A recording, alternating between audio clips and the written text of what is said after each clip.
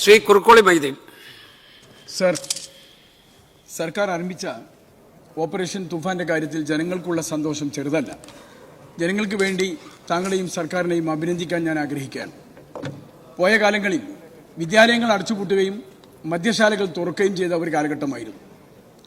ഉമ്മൻചാണ്ടിയുടെ ഭരണത്തിന്റെ അവസാന ഘട്ടത്തിൽ 29 മദ്യഷാപ്പുകൾ ഉണ്ടായിരുന്നത് അതിന്റെ 300 ഇരട്ടിയോളം 30 ഇരട്ടിയോളം പെരുകിയ ഒരു സാഹചര്യം കേരളത്തിലുണ്ടായി. മദ്യത്തിന്റെ ഉപയോഗം അത്ര കണ്ട് ഇവിടെ വർദ്ധിച്ചു വന്നു എന്നാണ് ഇത് നമ്മളെ ബോധ്യപ്പെടുത്തുന്നത്. അതുകൊണ്ട് ഇതിന്റെ അളവ് ചുരുക്കിക്കൊണ്ടുവരാൻ മറ്റെന്ത് ഇടപെടലുകളൊക്കെയാണ് സർക്കാർ നടത്താൻ ആഗ്രഹിക്കുന്നത് എന്നറിയാൻ താല്പര്യമുണ്ട്. ബഹുമാനപ്പെട്ട മന്ത്രി.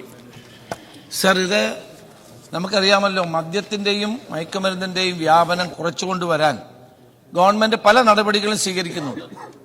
അത് ഘട്ടം ഘട്ടമായി ഇത് കുറച്ചുകൊണ്ട് വരിക എന്നുള്ളതാണ് UDF ഗവൺമെന്റ് ഏത് കാലത്തും എടുത്തിരിക്കുന്ന സമീപനം. പക്ഷേ ഇതിനകത്ത് വന്നിരിക്കുന്ന പ്രശ്നം ഇപ്പം മദ്യമല്ല സാർ പ്രശ്നം, മയക്കുമരുന്നാണ് പ്രശ്നം. ഇന്ന് കോളേജ് ഹോസ്റ്റലുകളിൽ, പ്രധാനപ്പെട്ട സ്ഥലങ്ങളിൽ, ഞാൻ ഈ പറയുന്നതിൽ വിഷമമുണ്ട്, പെൺകുട്ടികളടക്കമുള്ളവർ ഇത് ഉപയോഗിക്കുന്നു. പല സ്ഥലത്ത് കുട്ടികൾ, ഇപ്പോൾ ചൈൽഡ് വെൽഫെയർ കമ്മിറ്റി ഒരു തീരുമാനമെടുത്തു. അത് വലിയ പ്രശ്നമാണ്. അത് വിദ്യാഭ്യാസ മന്ത്രി ഷംസുദ്ദീനുമായിട്ട് ഞാൻ സംസാരിച്ചുകൊണ്ടിരിക്കുകയാണ്. കുട്ടികളുടെ ബാഗ് അധ്യാപകർക്ക് പരിശോധിക്കാൻ പാടില്ല. അങ്ങനെ ഒരു തീരുമാനമെടുത്തത് ശരിയാണോ സാർ? ഈ കുട്ടികളുടെ ബാഗുകളിലൊക്കെ നിരോധന പുകയില ഉൽപ്പന്നങ്ങൾ ഇടുകയാണ്. അധ്യാപകർക്ക് ഇത് പരിശോധിക്കാൻ പോലുള്ള അവകാശമില്ല എന്ന് ചൈൽഡ് വെൽഫെയർ കമ്മിറ്റി നിർദ്ദേശം കൊടുത്തിരിക്കുകയാണ്. സാർ, അതുകൊണ്ട് ഈ മയക്കുമരുന്നിന്റെ വ്യാപനം തടയാൻ വേണ്ടിയിട്ടുള്ള വളരെ ശക്തമായ നടപടി ഉണ്ടാകണം. ഞാൻ നേരത്തെ പറഞ്ഞ പോലെ സാർ, ഇത് വലിയ ഇവർ വളരെ ബുദ്ധിപരമായിട്ടാണ് ഇത് ചെയ്തുകൊണ്ടിരിക്കുന്നത്.